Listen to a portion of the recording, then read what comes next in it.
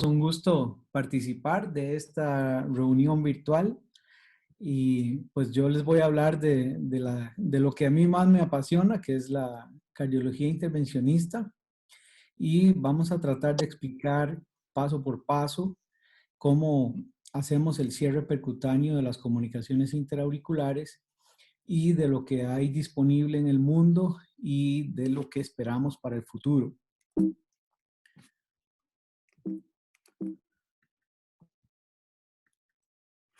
Ok, entonces, bueno, las indicaciones para cerrar la CIA no han variado en la última década. Están publicadas en la revista Circulation desde el 2011 y básicamente pues se dice que la anatomía debe ser apropiada, que la CIA debe estar en posición ostium secundum y que más o menos el 75% de las CIAs son ostium secundum y se van a poder cerrar con dispositivo. También es importante decir que la CIA debe ser hemodinámicamente significativa. Las CIAs muy pequeñas, de menos de 3 o 4 milímetros, que no tienen repercusión, realmente no debemos cerrarlas, a no ser que haya una indicación precisa como embolismo paradójico. También, pues, cuando hablamos de hemodinámicamente significativa, nos referimos a sobrecarga de volumen del ventrículo derecho, un QPQS mayor a 1.5 a 1, una presión pulmonar que sea menor a 2/3 partes de la presión sistémica, eso es un requisito, o si ya la persona, sobre todo adultos, tienen algún grado de hipertensión pulmonar, pues lo que hacemos es medir las resistencias vasculares pulmonares y que estas ojalá estén menos de 5 unidades Wood. Y si tiene más de 5 unidades Wood de resistencias vasculares pulmonares, entonces se puede hacer un test con vasodilatadores como oxígeno y óxido nítrico para ver si las resistencias pueden bajar a menos de 2/3 partes de las sistémicas. Y como les decía, pues el embolismo paradójico sí es una indicación que está aceptada para cualquier CIA de cualquier tamaño, ¿verdad? Incluso el foramen oval permeable. Entonces, bueno, nosotros catalogamos las CIAs en casos fáciles, intermedios y difíciles. Un caso fácil usualmente es una comunicación interauricular que está central, que tiene excelentes bordes, que es un solo huequito, ¿verdad? Y los casos intermedios son, ya puede haber dos defectos, ¿verdad? Tal vez uno a la par del otro. Defectos medianos con algún borde deficiente, que en Costa Rica domina el borde retroaórtico deficiente, o también una CIA cribiforme sin aneurisma del septum interauricular. Cuando hablamos de cribiforme, pues decimos pues, que son más de dos huequitos que están contiguos y también esas las podemos cerrar. Ahora vamos a ver el dispositivo. Y eso lo consideramos intermedio si no hay un aneurisma del septum interauricular. Y un caso difícil, ahora vamos a ver un poco más de esto, pero básicamente aquellas CIAs cribiformes con aneurisma del septum interauricular y también las CIAs que son muy grandes. Pero bueno, más o menos el 80-90% de las que queremos cerrar con dispositivo, lo logramos. O sea, el éxito de este procedimiento es bastante alto. ¿Ok? Y las que no se pudieron, este estudio quizás es el más grande que hay de Toronto del 2015, con 639 niños. Los que no se pudieron cerrar básicamente fueron porque tenían unos bordes deficientes y en especial el borde de la vena cava inferior, o la CIA era demasiado grande, o había más de un defecto, o esto es muy importante, la CIA era muy pequeña o no tenía, ¿verdad? O los pacientes hacían cambios electrocardiográficos muy importantes que impedían continuar el procedimiento y había que frenar. Entonces, bueno, en Costa Rica, pues nosotros en general no nos podemos dar el lujo de perder dispositivos, ¿verdad? Entonces, nosotros nos aseguramos que el paciente tiene una CIA antes de llevarlo a la sala de cateterismo y le hacemos eco transtorácico hasta 2 veces para asegurarnos que el defecto está presente y que vale la pena hacerlo para tratar de evitar este tipo de problemas. Igual con los bordes. Hemos identificado, ¿verdad?, a nivel mundial cuáles son casos inadecuados o de muy alto riesgo técnico, ¿verdad? Las CIAs muy grandes de más de 36 milímetros en adultos, ni decir en niños, ¿verdad? Una CIA de este tamaño en un niño es prácticamente todo el septum interauricular. Pero las CIAs grandes en niños pequeños también nos preocupan mucho, sobre todo en niños menores de 20 kilos y más los menores de 15 kilos. Como ustedes saben, los niños y las niñas que tienen CIA usualmente son delgaditos. Entonces, los niños que tienen bajo peso y usamos esa fórmula de el peso más 10 milímetros, si sobrepasa, eh, si el peso más 10 milímetros es muy, muy grande, entonces ese caso sería muy, muy complicado. El peso más 10 milímetros. Y también si tiene más de un borde deficiente, que esto ocurre hasta en un 20% de los casos, entonces usualmente preferimos mandarlos a cirugía. Las comunicaciones interauriculares que están mal alineadas también son un reto para procedimientos. Y hablamos mal alineadas, ¿verdad? Cuando el tabique, digámoslo así, el tabique superior no está empatado con el inferior, sino que están mal alineados.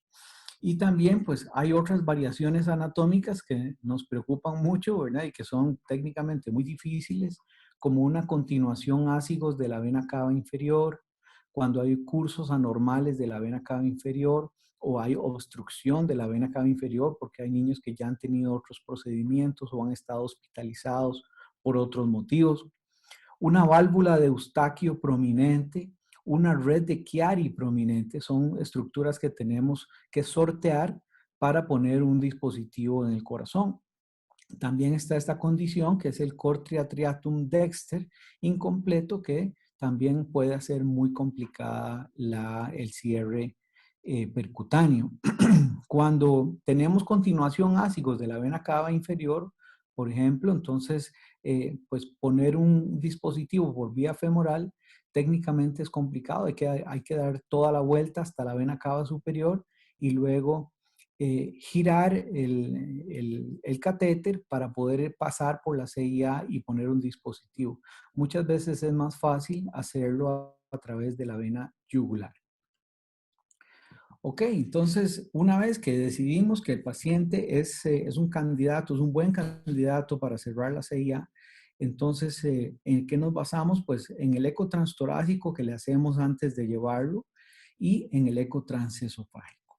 ¿Y qué nos vamos a fijar específicamente? Pues el tipo de defecto, que sea ostium secundum, el tamaño del defecto, la dirección del flujo, ¿verdad? Es importante que el flujo sea de izquierda a derecha y si no, pues ya encender las alarmas y ver por qué tiene flujo bidireccional o de derecha a izquierda y pensar muy bien el procedimiento. Descartar defectos asociados, ¿verdad? A veces tenemos estenosis pulmonar asociada a la comunicación interauricular y en algunos casos hemos hecho ambos procedimientos en uno solo. Dilatamos la válvula pulmonar primero y luego le cerramos la comunicación interauricular. Y igual, pues la CIA puede formar parte de muchas otras condiciones de cardiopatías congénitas complejas, ¿verdad? Incluyendo transposición de grandes vasos, que hemos cerrado muchas CIAs en pacientes operados de transposición. O, pues, como les digo, muchas otras maneras de cardiopatías complejas. De nuevo, ver el efecto hemodinámico a través del eco, la dilatación de las cámaras derechas, el movimiento septal paradójico, podemos calcular el QPQS y la evidencia de los márgenes, ¿verdad? Los bordes que son tan importantes, en la posición y el drenaje de las venas pulmonares, para mí es el paso número uno. Siempre que entramos a hacer un eco transesofágico, lo primero que vemos son las venas derechas, luego las venas izquierdas y ahí seguimos en adelante. Pero es el primer paso. También podemos ver la presencia y la severidad de la insuficiencia tricuspidia. Aquí podemos calcular la presión sistólica de la arteria pulmonar con la insuficiencia tricuspidia y también podemos ver pues si este paciente va a necesitar otros procedimientos en otras válvulas o en otras partes del corazón, que a veces es mejor, si el paciente va a necesitar cirugía, pues que todo lo haga el cirujano en vez de uno estar haciendo una parte del trabajo y dejar trabajo sin hacer. Entonces, este dibujo me gusta mucho porque básicamente está en el orden en que nos fijamos en los bordes. Entonces, como les decía, primero las venas pulmonares que estén drenando bien a la aurícula izquierda, primero la derecha, luego la izquierda. Luego, el borde de las válvulas atrioventriculares, esto lo hacemos en 0 grados, ahora vamos a ver. Luego, el borde de la aorta o el borde retroaórtico, el borde hacia la vena cava superior, el borde hacia las venas pulmonares, esto lo hacemos básicamente viendo el lado izquierdo de la aurícula, de las aurículas, la aurícula izquierda. Luego el borde posterior, que es aquí el número 5. Luego el borde de la vena cava inferior, que es el número 6.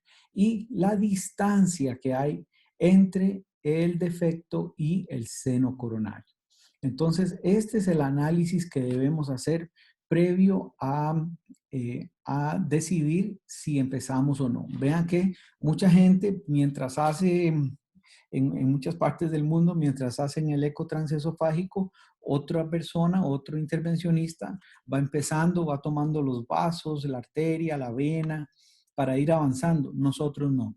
Nosotros primero hacemos el eco, y una vez que decidimos que el caso es un buen caso, entonces decimos, ok, vamos a poner el antibiótico y vamos a empezar el caso. Ok, entonces, bueno, básicamente, pues lo que les decía, el tamaño total del tabique es importante del lado de arriba a abajo para ver que el dispositivo que vayamos a poner va a caber. El diámetro mayor del defecto, los bordes, la IT, el QPQS, el grado de dilatación de las cámaras derechas, y estas son las vistas básicamente que usamos para buscar los bordes. ¿Ok? Aquí vamos a ir uno por uno. Entonces, este es el borde de las venas pulmonares que se ven muy bien a 0 grados, ¿verdad? Uno gira el transductor hacia la derecha y puede ver dónde llegan las venas y se mide desde el defecto, desde el borde del defecto hasta donde empiezan las venas. Ese es el borde de las venas pulmonares. Luego el borde de las válvulas atrioventriculares, igual desde el defecto, ¿verdad? Hasta más o menos la crux cordis, ¿verdad? Que es la base de las válvulas atrioventriculares. El borde retroaórtico, ¿verdad? Típicamente este es un caso nuestro, ¿verdad? En Costa Rica es muy común que este borde sea deficiente, ¿verdad? Entonces, este suele ser pequeñito, en este caso medía unos 3-4 milímetros y eso es suficiente. Recordemos que este borde puede estar completamente ausente y eso no es una contraindicación para mandar al paciente a cirugía. El borde posterior, perdón que no les mencioné, que este borde, el retroaórtico, lo hacemos más o menos en 45 grados. Es la mejor la angulación para ver este borde. Igual el borde posterior a 45 grados, ¿verdad? Desde el borde del defecto hasta la pared posterior. Entonces aquí medimos este borde, que en este caso en particular tenemos un borde muy generoso, tal vez de unos 15 milímetros. Los bordes de las venas cavas los vemos a 90 grados, a veces un poquito más, como a 100, a veces un poquito menos, como a 80. Uno tiene que buscar la mejor angulación. Entonces aquí el borde de la vena cava superior va desde el defecto hasta la vena cava superior. Recordemos que esto es superior, esto es inferior.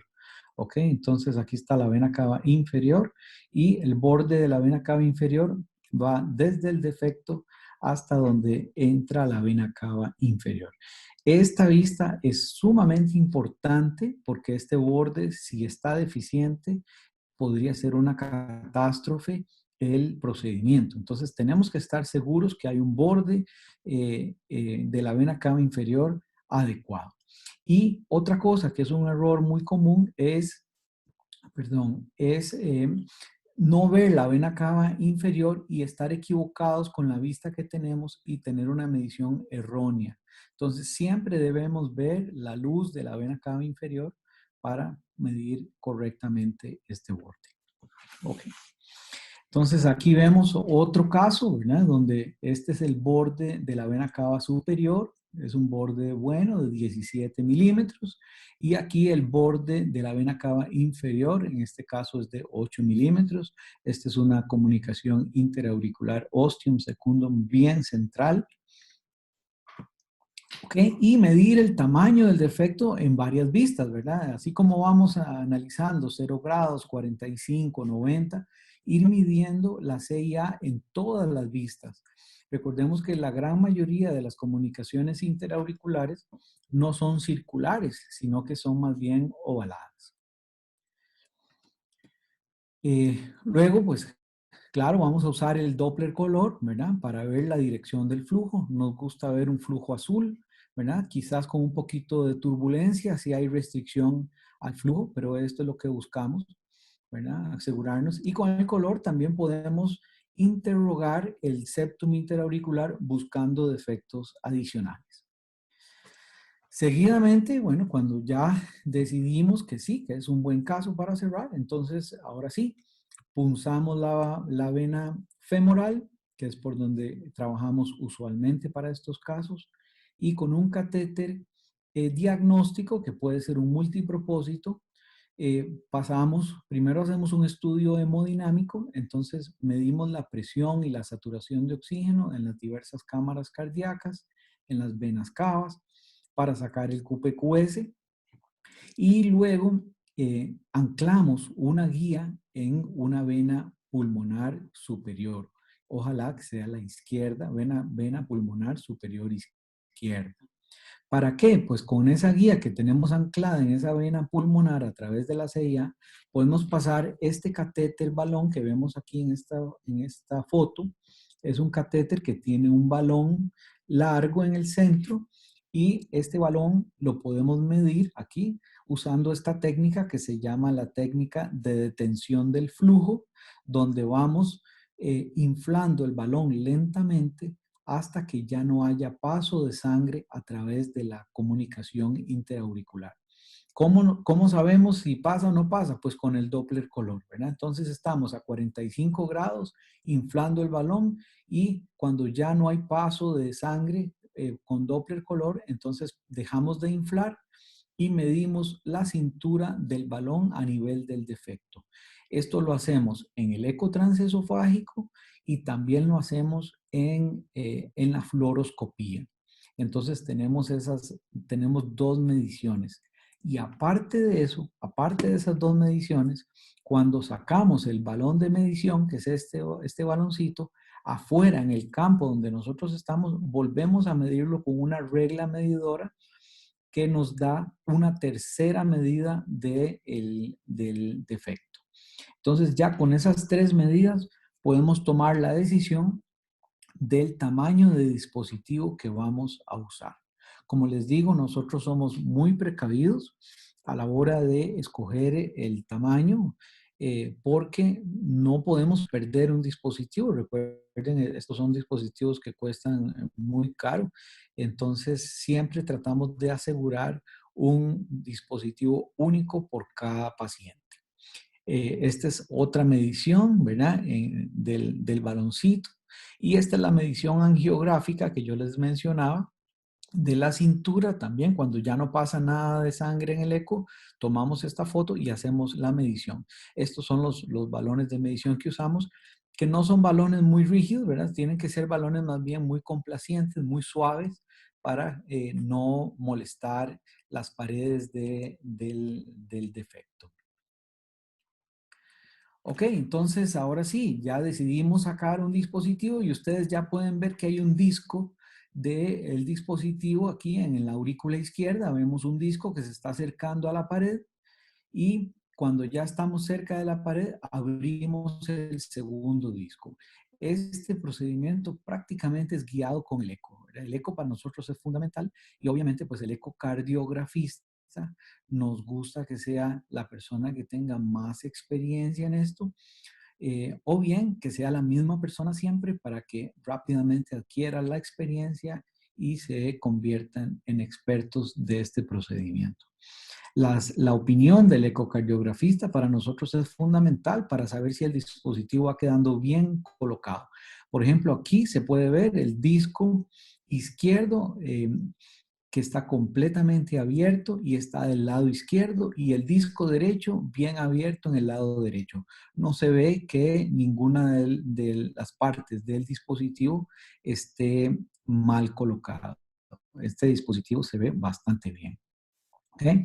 Entonces, después, ok, ya una vez que dijimos, todos estamos contentos con este dispositivo, no tiene un gran flujo a través, nos parece que el tamaño era el apropiado, que está bien colocado, entonces decidimos liberarlo.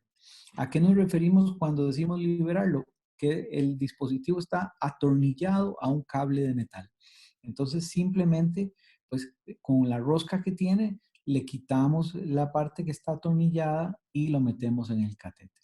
Una vez que ya está suelto, volvemos a hacer el análisis de 0 grados, 45 grados y 90 grados para ver que el disco izquierdo haya quedado bien anclado en los bordes del defecto, así como el disco derecho.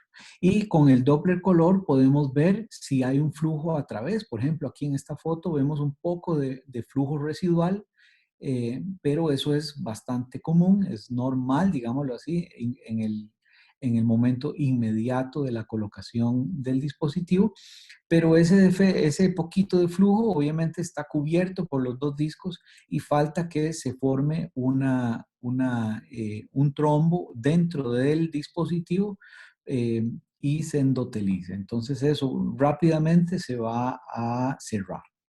Ok, entonces en las diferentes vistas ya estamos completamente seguros que está bien y podemos sacar los catéteres y terminar el procedimiento. Los pacientes reciben al inicio del procedimiento 100 unidades por kilo de heparina, ¿verdad? Para evitar la formación de los trombos. Y al día siguiente los dejamos internados por 24 horas y a la mañana siguiente les hacemos un ecocardiograma transtorácico para verificar la posición del dispositivo y que no haya ninguna complicación de ningún tipo, como derrame pericárdico, como insuficiencias valvulares o que el dispositivo se haya dislocado de su posición. ¿Okay? Una vez que estamos contentos con el paciente está bien, la heridita se ve bien, está sana, entonces los mandamos a la casa. Y ahora vamos a hablar del seguimiento. Okay. Estos son casos, ¿verdad? Donde tenemos que tener mucho cuidado. Por ejemplo, este es un borde de la vena cava inferior muy deficiente, prácticamente no lo vemos, ¿ok? Y si acaso este borde mide 2 o 3 milímetros, entonces consideramos que este es un borde inadecuado y que es de muy alto riesgo poner un dispositivo en esa posición. Y yo no les digo que no se pueda. Sí, hay gente que en el mundo que se atreve, digamos, a poner dispositivos en este tipo de efectos, pero pueden gastar 3 o 4 dispositivos tratando de buscar el tamaño adecuado, o puede ser que al final, después de probar 3 o 4 dispositivos, renuncien y digan que este caso mejor sea quirúrgico. Entonces, pues en nuestro medio ese tipo de decisión nosotros la tomamos rápidamente porque no podemos tener tanta disponibilidad de dispositivos como tienen en otros países del mundo desarrollado. Ok, estos son otros casos, digamos, esta es la CIA clásica, la CIA bonita, flujo izquierda-derecha, pero vean este no tiene borde retroaórtico y tampoco tiene borde posterior. Es una CIA muy grande con dos bordes deficientes. Esta es una CIA que tiene buen borde posterior, pero el borde retroaórtico está completamente ausente. Entonces, esta no es una contraindicación, este defecto sí se puede cerrar bien. ¿Okay? Y tenemos esta otra condición donde hay varios orificios alejados del principal. Este es el principal y hay otro orificio aquí alejado.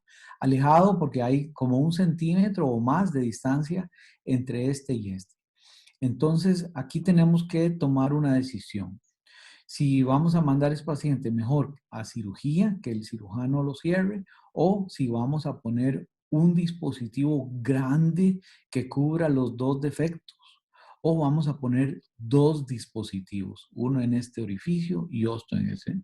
Todas esas posibilidades son factibles. El eco 3D, ¿verdad? Nos da una imagen bellísima de los bordes, ¿verdad? Nosotros no trabajamos con 3D, ya estamos muy acostumbrados a trabajar con el 2D. Recuerden pues que la sonda 3D además es mucho más, es la de adultos, la que hay que usar, ¿verdad? Que es para personas de más de 20 kilos y es un poquito más gruesa. Entonces, pero dan estas imágenes bellísimas, ¿verdad? Del defecto, como les digo, no son usualmente redondos, sino que son ovalados y podemos identificar todos los bordes en una forma muy bonita. Eh, Igual, pues aquí en esta imagen se puede ver, aquí está el borde de la vena cava superior, el borde retroaórtico, el borde de las válvulas atrioventriculares y el defecto en el centro.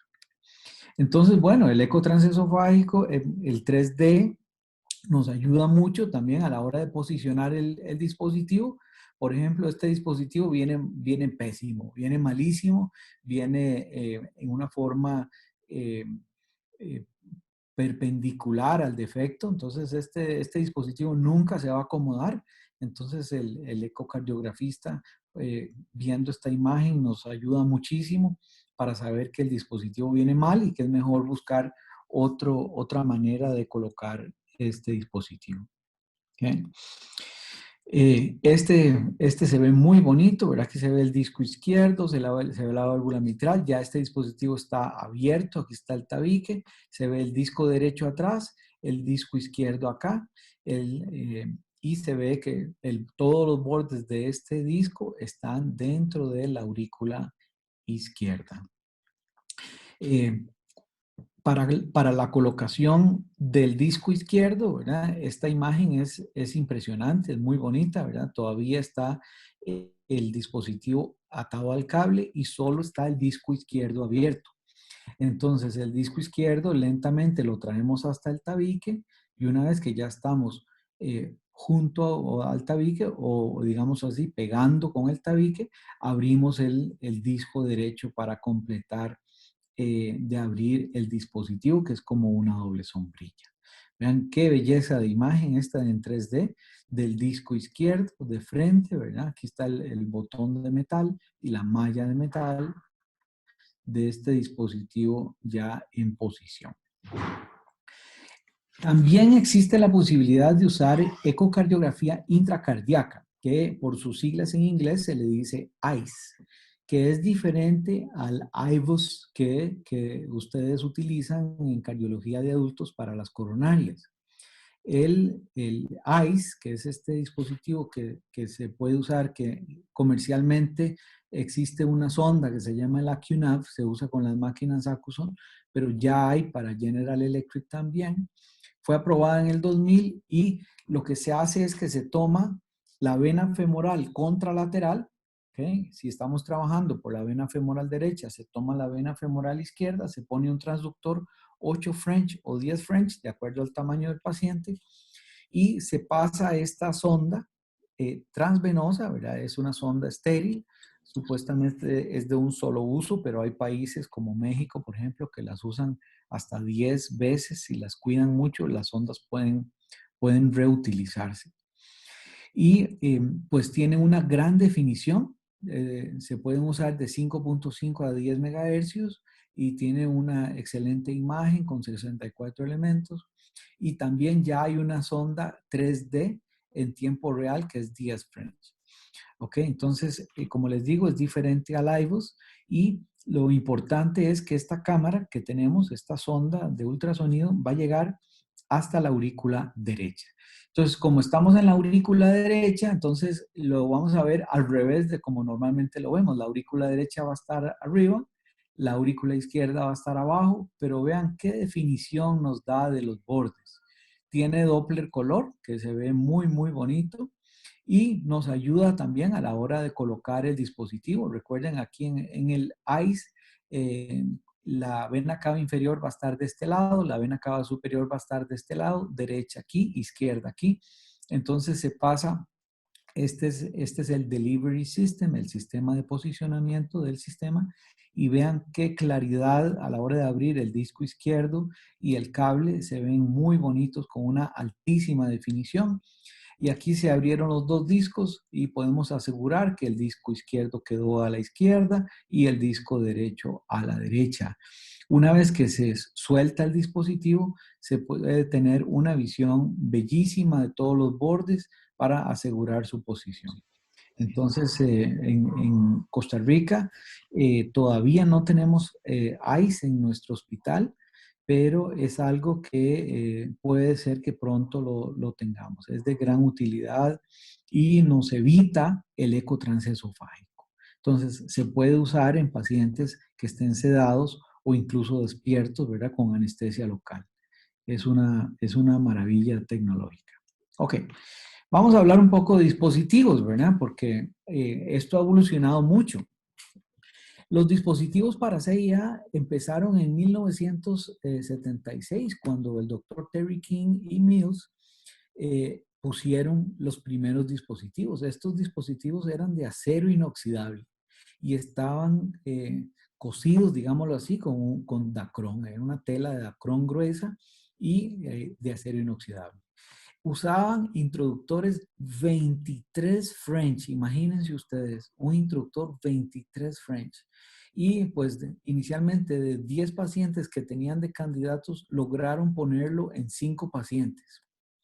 Estamos hablando de 1976, una época donde no había eco transtorácico como lo tenemos ahora, ni siquiera 2D había, lo que había era modo M en ese año.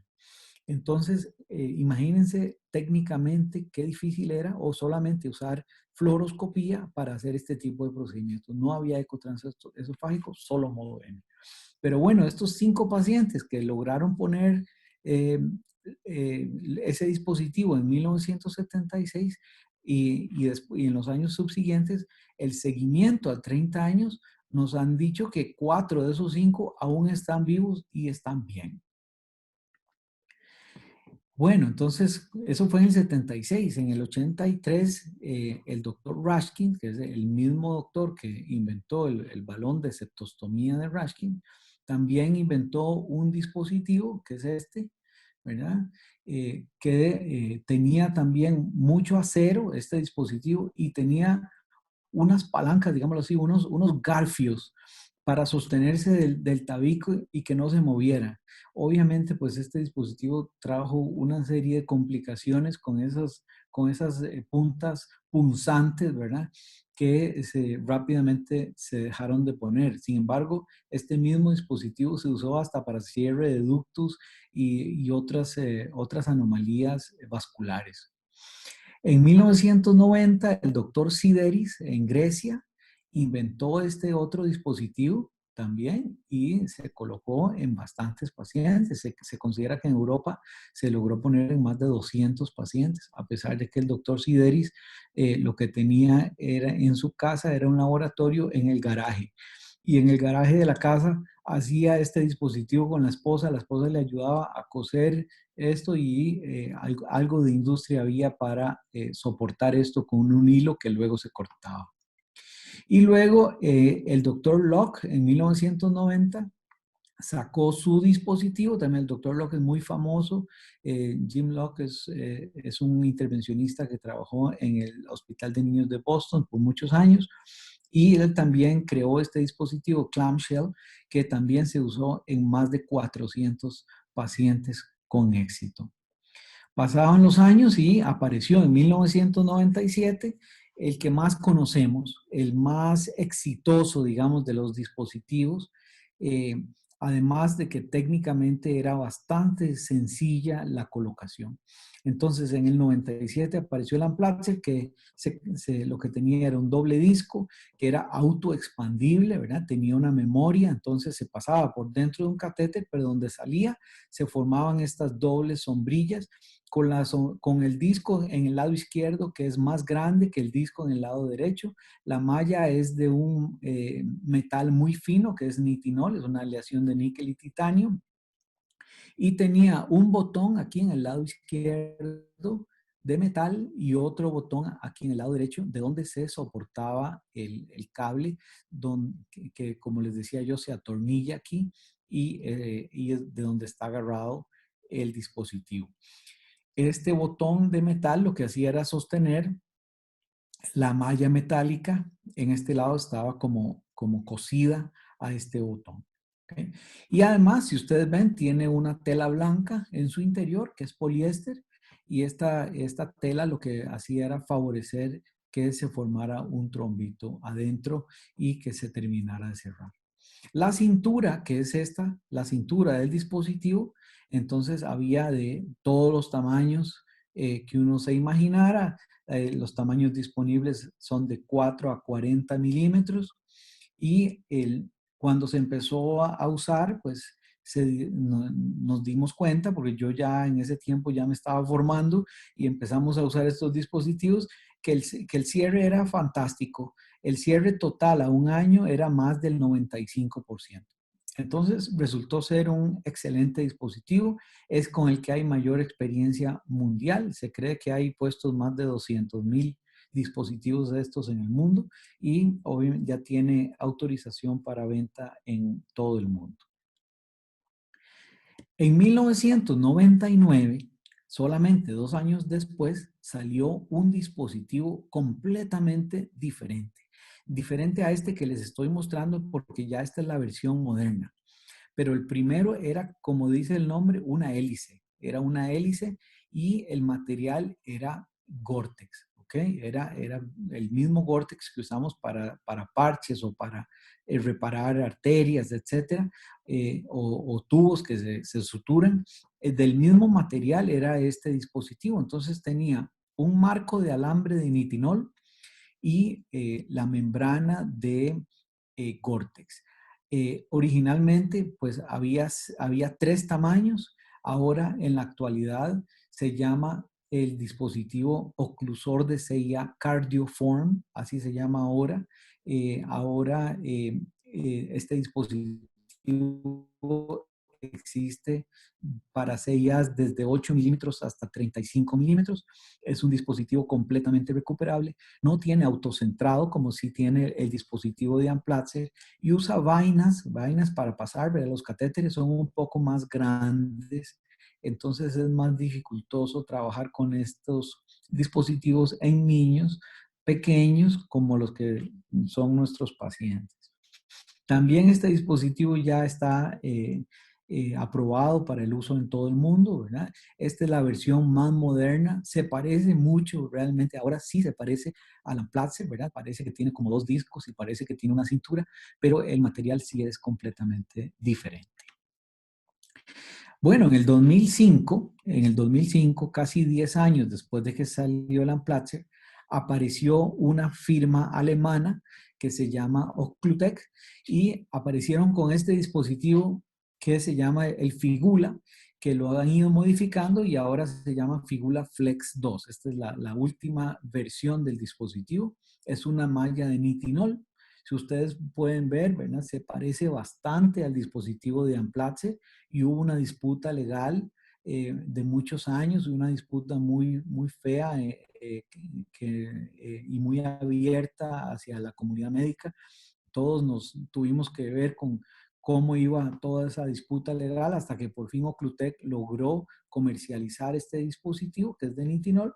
Quizás la diferencia con el Amplatzer es que era de otro color, ¿verdad? Este es como dorado, el otro era plateado.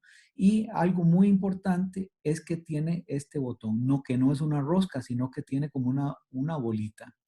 Una bolita de donde se sostiene con este cable, se atrapa la bolita y tiene el gran beneficio que es más flexible. Este cable se puede tener angulado hasta 45, 50 grados, que es una gran ayuda porque muchos de estos defectos, cuando se usa un cable que es muy rígido y la rosca es completamente eh, perpendicular, cuesta mucho a la hora de soltarlo tomar una decisión correcta. En cambio, con este dispositivo que tenía esa flexibilidad, el procedimiento se hacía más sencillo. Además, este dispositivo tiene menos metal en el lado izquierdo, pero bastante menos. Se considera que tiene 50% menos. Ven que no tiene botón de metal en el lado izquierdo, solo es la malla de metal. Y de las complicaciones que sí se han reportado con el Amplatzer es la erosión. Y con el Occlutech todavía no ha habido reportes de erosión. Se vende mucho en Latinoamérica, en Europa, en Estados Unidos todavía no lo han aprobado. También apareció este otro que es el NitoClub ASDR, es un dispositivo que también se parece mucho, ¿verdad? Es un doble disco, pero el lado izquierdo, que es este, era una sola membrana, ¿verdad? Es una unicapa del lado izquierdo que reducía también el metal a un 50%. La malla es de nitinol, ya venía premontado, venía todo el set listo, es completamente recuperable, se libera también sin ninguna tensión, tiene autocentrado, es de bajo perfil, es un dispositivo muy bonito y hay tamaños desde 8 hasta 30. La única desventaja es que la vaina que usa es más gruesa para trabajar en niños y se usa mucho en Europa y en Latinoamérica. Tenía, eso sí, esta característica que hay un cable, una guía de metal que pasa a través del dispositivo para colocarlo en la aurícula izquierda y al final, pues cuando uno ya está seguro que está bien colocado, se retira ese cable, esa guía. Como les decía, hay CIAs que son múltiples, que hay muchos orificios y en ese tipo de CIA que le llamamos cribiforme ya hay un dispositivo especial, ¿verdad? Este dispositivo tiene la característica que el disco izquierdo y el disco derecho son del mismo tamaño, ¿ven? Son del mismo tamaño, el izquierdo no es más grande, pero tiene una cintura pequeña que la idea es pasar la guía por la comunicación interauricular que esté más central en el tabique que tiene ese defecto cribiforme. Entonces, pasando por el orificio más central, a la hora de abrir los dos grandes discos que tiene de los dos lados, pues la idea era atrapar, digámoslo así, todos los defectos con un solo dispositivo. ¿Ok? También era de nitinol y tiene también poliéster en su interior. Y hay varios tamaños, 18, 25, 30, 35 y 40. La cintura es de 3 milímetros. Y también, pues, les voy a mostrar, eso sí, de cribiforme, solo este dispositivo, que es el Amplatzer, pero como les mostré ahorita, hay muchas otras marcas que andan en el mercado. Y ustedes se van a preguntar, pero ¿por qué tantos dispositivos diferentes, tantas empresas tratando de cubrir esto? Pues la primera razón es que hay un mercado enorme, ¿verdad?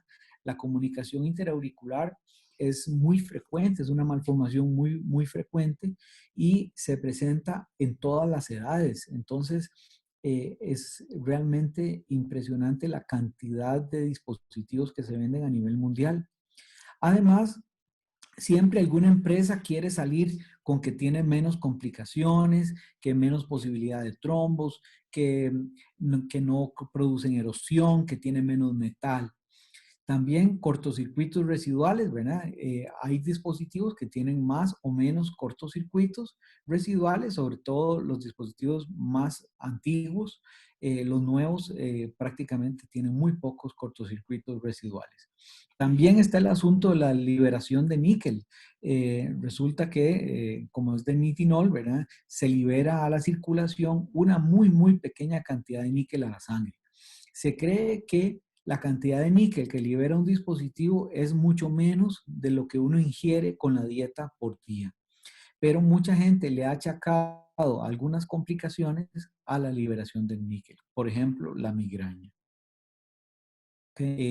Los pacientes desarrollan una migraña que no padecían en las semanas o meses después de colocar el dispositivo.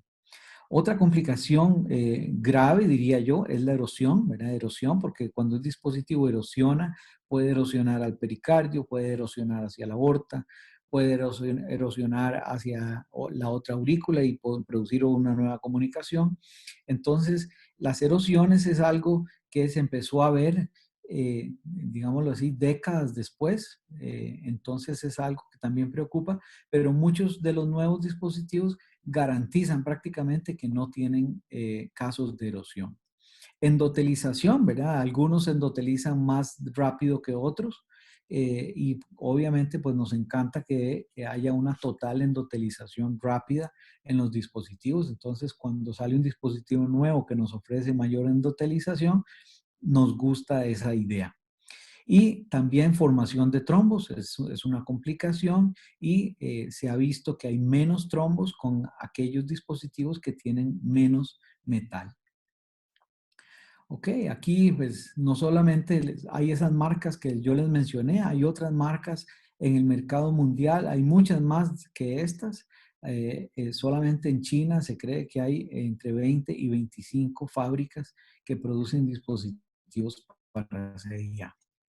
Entonces, bueno, las complicaciones inmediatas, la embolización ocurre en menos del 1% de los casos y pues cuando emboliza un dispositivo en la sala de cateterismo, intentamos recuperarlo en ese mismo momento para no tener que llevar al paciente a la sala de operaciones para extraerle el dispositivo. Recordemos que la gran mayoría de los dispositivos que van a embolizar donde hay menos presión, o sea, van a pasar de la aurícula izquierda a la aurícula derecha y se van a alojar ya sea en la aurícula derecha, en el ventrículo derecho o en la arteria pulmonar. Entonces nosotros podemos entrar con un catéter un poco más grueso que se llama un bailout catheter, un catéter más grueso y intentamos recuperar el dispositivo. Otras complicaciones inmediatas que son mucho más serias, el desgarro del septum interauricular, la obstrucción de la válvula mitral o tricuspidia, la ruptura de la pared de la aurícula y formación de trombos inmediatos también nos preocupa bastante. Entonces, bueno, gracias a Dios no hemos tenido casos con estas complicaciones. Embolizaciones sí hemos tenido, son muy raras y trombos de vez en cuando vemos y tratamos de evitarlos a toda costa. Este, por ejemplo, es un trombo en el tabique interauricular, es un trombo muy grande, muy feo, y además está asomándose al lado que no queremos, hacia la aurícula izquierda, entonces este es un trombo peligroso. Las complicaciones tardías, también puede haber embolización tardía, o sea, el paciente se puede ir a la casa y semanas después tener embolización. Recuerdo un caso de un adulto que hicimos en el Hospital San Juan de Dios, que regresó luego a la consulta y el dispositivo no estaba en su posición, estaba en la arteria pulmonar.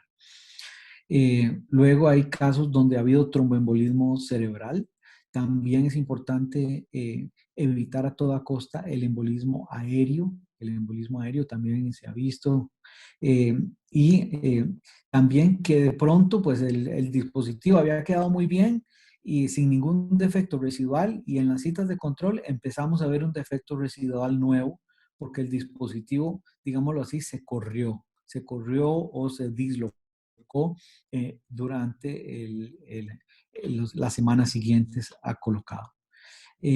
La erosión es una complicación tardía, ¿verdad? Como les decía, puede erosionar hacia cualquier lado. Y también la endocarditis. En todo el tiempo que tenemos de nosotros de poner dispositivos desde el año 2000, 2001, hemos tenido un solo caso de endocarditis y tuvimos que extraer ese dispositivo en sala de operaciones. Pero la endocarditis es una complicación bastante rara. Ok, entonces, ¿cuáles son los factores de riesgo para tener complicaciones? Los defectos muy grandes con dispositivos muy grandes, pero también dispositivos pequeños para un defecto que no era tan pequeño. Entonces, el defecto, se puso un dispositivo más pequeño que el que le tocaba, entonces tenemos más posibilidades de defectos residuales.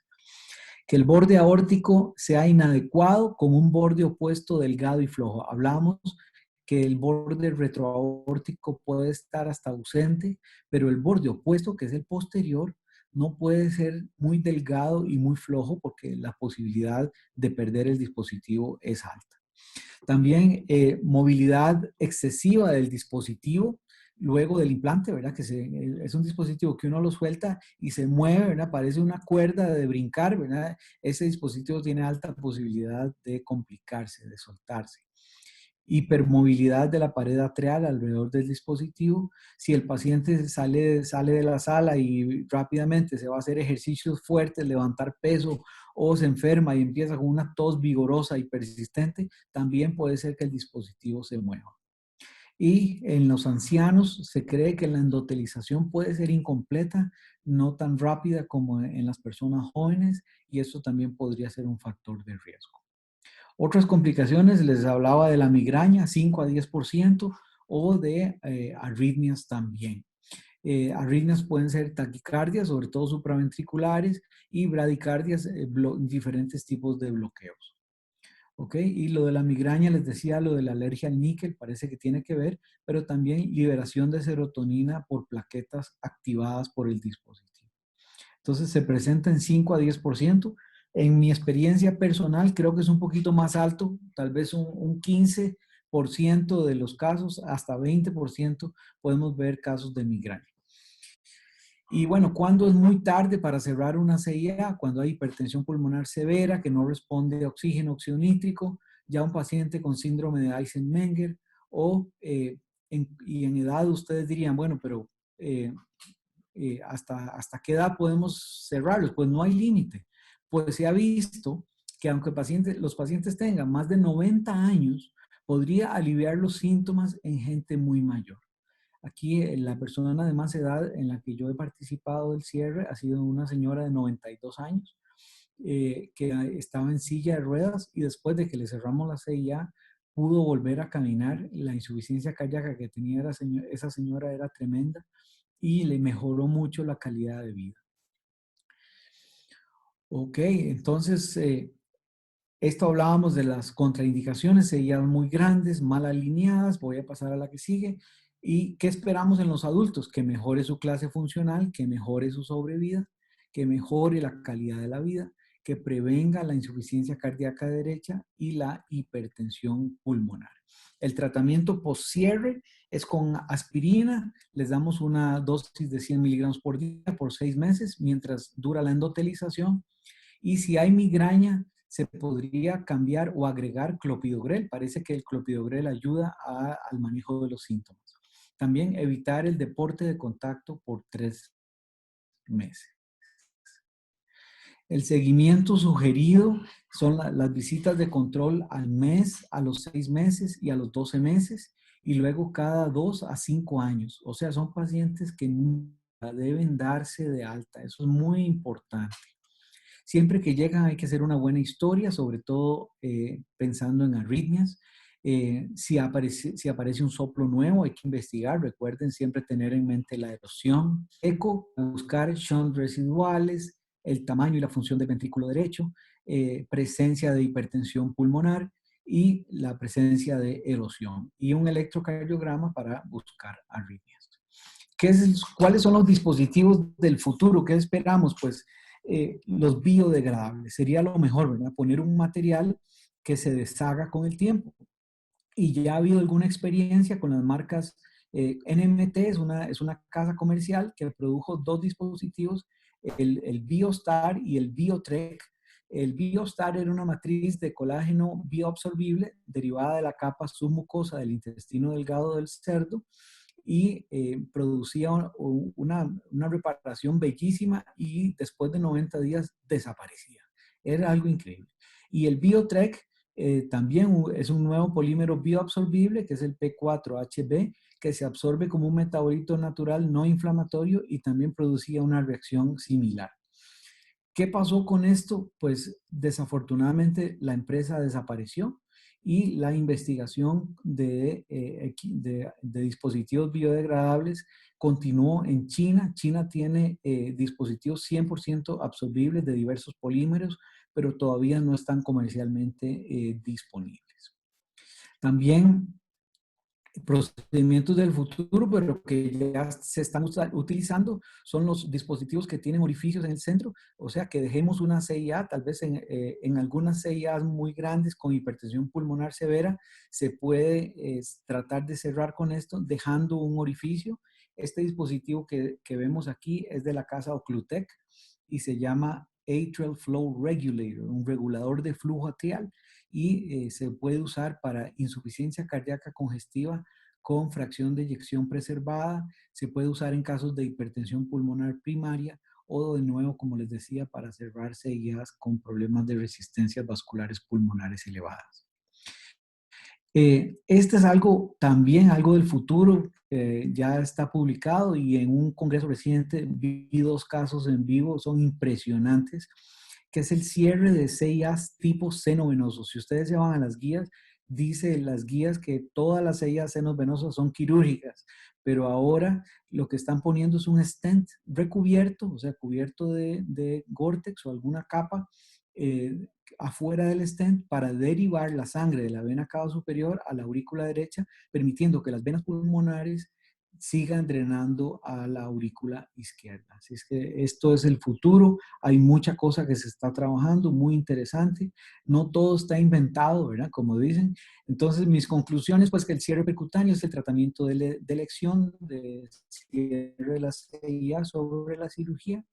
El eco juega un papel crítico en la selección de los pacientes, para la guía durante la colocación del dispositivo y en la evaluación posterior al cierre. El requisito más importante para asegurar un procedimiento exitoso es la correcta correlación ecoanatómica por eco transesofágico. Entonces, de ahí la importancia de que hay que aprender esta técnica bien y estar bien acompañado durante estos procedimientos. El seguimiento es crucial para la detección temprana de complicaciones tardías potencialmente graves. Y con esto termino agradeciéndoles la atención.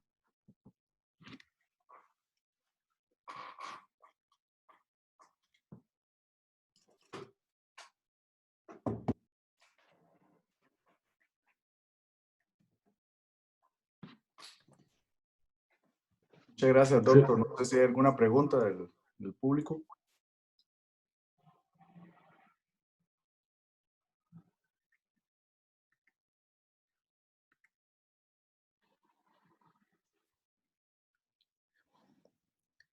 Todo quedó clarísimo. No, yo solo quiero agradecerte, Carlos, una excelente charla. Para mí estaba muy claro, quedó muy claro y definitivamente pues para el ecocardiografista eso requiere de práctica, ¿verdad? Como todo, para y no hacer estos procedimientos en caso de que no haya experiencia, ¿verdad? Yo recuerdo, como vos tenías mucha experiencia, ya venías pues de Australia, ¿verdad? Recuerdo que vos hacías, no sé si todavía lo estás haciendo, pero que vos hacías el eco primero, ¿verdad?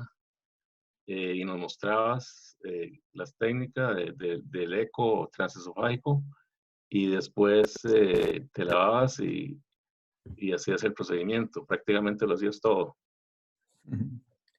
Pues sí, trato de seguirlo haciendo y también de enseñarle a todas las personas que pasan por allí, los residentes de cardio de adultos.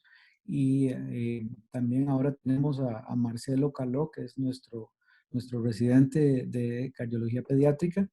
Y ya lo hace muy bien. Ya Marcelo nos ha colaborado en un número importante de procedimientos y ya le tenemos mucha confianza para eso. Y pues sí, a mí me gusta siempre seguir los pasos, no saltarme ningún paso, empezando por el eco transtorácico, revisar bien los casos para la escogencia adecuada, que una vez que llegamos a la sala de cateterismo, volver a revisar con eco transesofágico y luego continuar con cada paso sin saltarse ninguno para un procedimiento exitoso. Una pregunta sí quiero hacerte en relación con el eco 2D transtorácico. ¿Qué correlación han visto ustedes el eco 2D transtorácico con el transesofágico, especialmente en cuanto a determinar, digamos, los bordes, ¿verdad? Las mediciones de los bordes por vía transtorácica y la utilidad del eco transtorácico también eh, para darle seguimiento durante el procedimiento, Sí, durante el claro. implante. Sí, sí, sí. Entonces, bueno, el eco obviamente va a ser dependiente de cada paciente, ¿verdad? Cada paciente es diferente, pero si son niños pequeños, delgaditos, usualmente podemos medir muy bien los bordes y el defecto, el tamaño del defecto, y correlaciona bastante bien con el tamaño que medimos en el eco transesofágico. Muchas veces nos quedamos cortos por 1 o 2 milímetros, pero las mediciones que logramos con el eco transtorácico son bastante fieles. A veces lo que nos encontramos con el eco transesofágico son defectos adicionales que están muy cerca del defecto principal que no los pudimos ver en el eco transtorácico. Entonces, esa también es un hallazgo relativamente frecuente. Y durante los procedimientos es frecuente, es relativamente común en casos complicados, cuando no estamos 100% seguros de la posición del dispositivo, dejemos un momento el eco transesofágico y nos volcamos al eco transtorácico en la sala de cateterismo para ver cómo se puede ver una vista subcostal o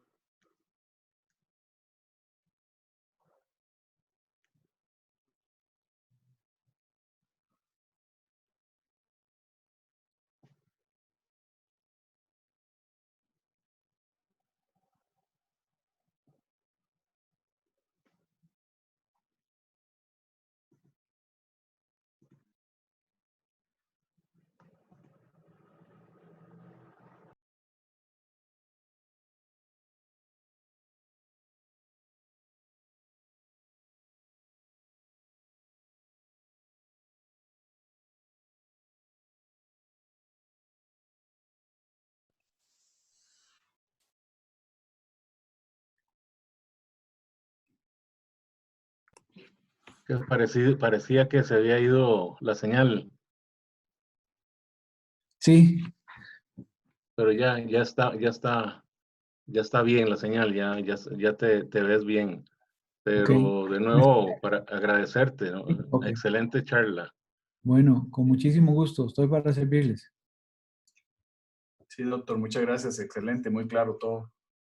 Bueno, me alegro mucho. Doctor Mas, buenas noches. ¿Le podría preguntar algo? Claro, claro, ¿cómo estás? Un gusto. Todo bien.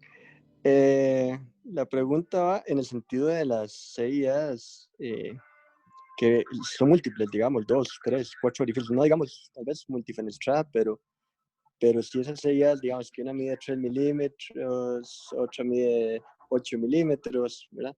Entonces siempre hemos oído hablar de que si hay tal distancia entre una y otra, pues sí se puede cerrar con un solo dispositivo.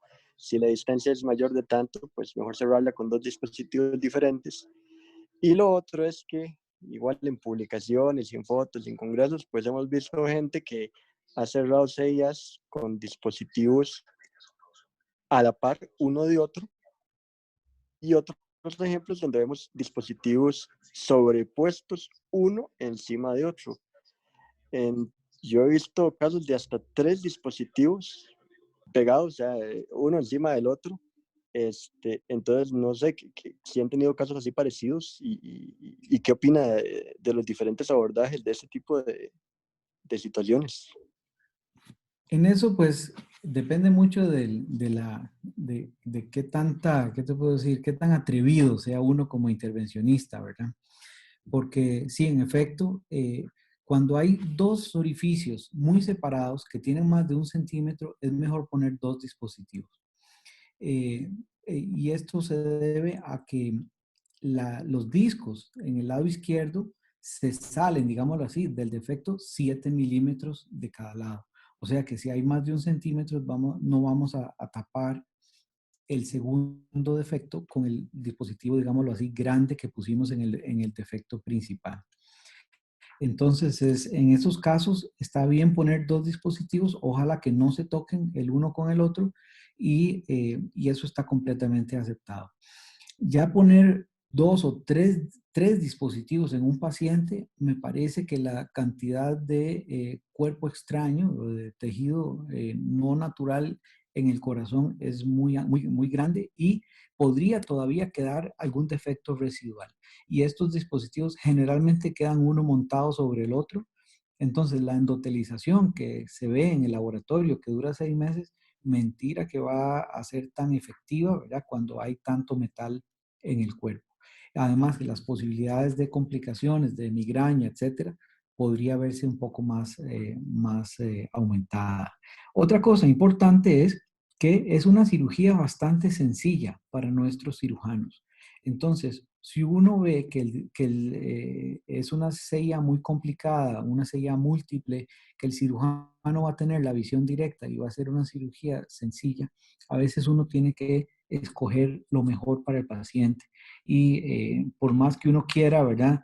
Se frote uno las manos y decir que qué bonito hacer este caso con tantos dispositivos. A veces es mejor escoger lo mejor para el paciente y a veces es cirugía. Entonces nosotros con cierta frecuencia mandamos pacientes a operar que preferimos ni siquiera intentar para evitar complicaciones y problemas para el paciente. Muchas gracias. Saludos. Con mucho gusto.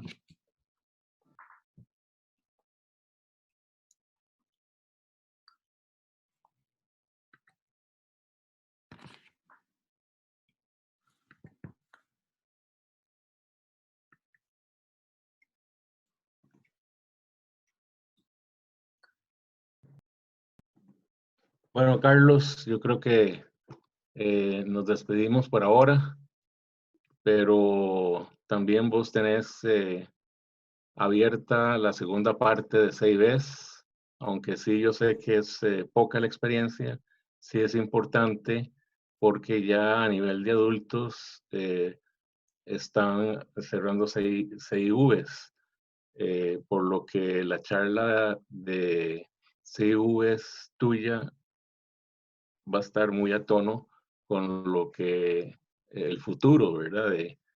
De nuestro país en cuanto a intervencionismo se refiere. Así que esperamos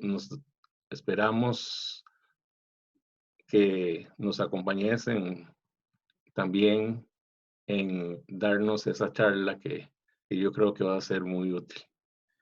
Gracias, Perfecto. Carlos. Con mucho gusto. Buenas noches. Buenas noches.